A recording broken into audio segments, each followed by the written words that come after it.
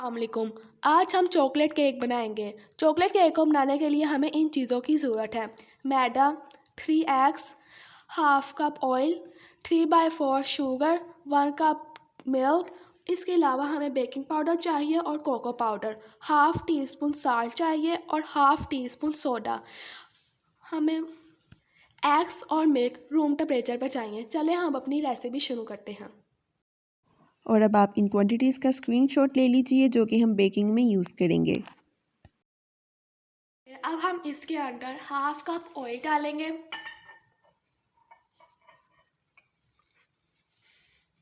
और 3/4 कप हम इसके अंदर शुगर डालेंगे।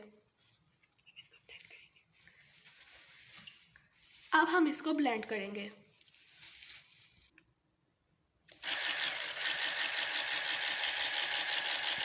रुको।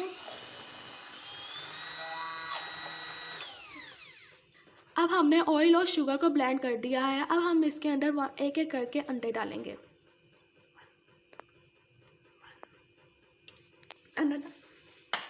अब हम इसको ब्लेंड कर देंगे, फिर हम तीसरा अंडा डालेंगे।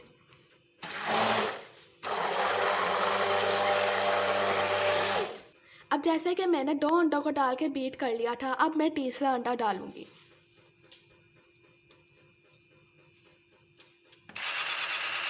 अब हम इसको बीट करेंगे। मैंने अब ऑयल और शुगर के मिक्सचर में मैंने तीनों एग्स को डाल के अच्छी तरह से ब्लेंड कर लिया था। अब हम ड्राई इंग्रेडिएंट्स की तरफ चलते हैं। अब मैं इसके अंदर 2.5 कप्स डालूंगी मैदे के। पहले हम 1 कप को अच्छी तरह से कर लेते हैं। अब हम बाकी का मैदा डाल देते हैं।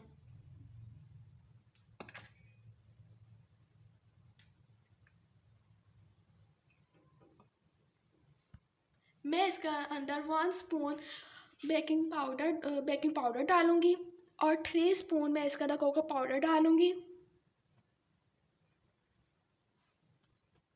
और मैं इसके अंदर हाफ स्पून सॉल्ट डालूंगी और हाफ स्पून ही मैं इसके अंदर डालूंगी बेकिंग सोडा। अब मैं इसको अच्छी तरह मिक्स कर दूंगी।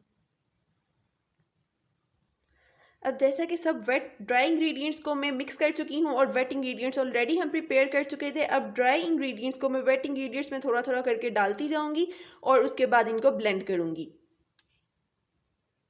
ये ड्राई इंग्रेडिएंट्स को मैं थोड़ा थोड़ा करके डाल रही हूँ, आप देख सकते हैं। और अब जैसा कि मैंने थोड़ा सा डाल दिया है, अब मैं इसको ब्लेंड कर दूँगी।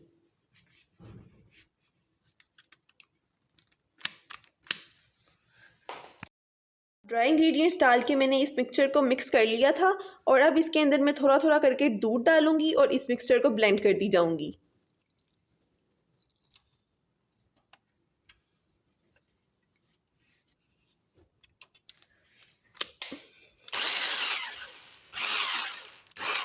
अब थोड़ा थोड़ा आराम से मैं इसको ब्लेंड कर रही हूँ और फिर मैं आपको दिखाती हूँ कि इसकी क्या शक्ल आती है।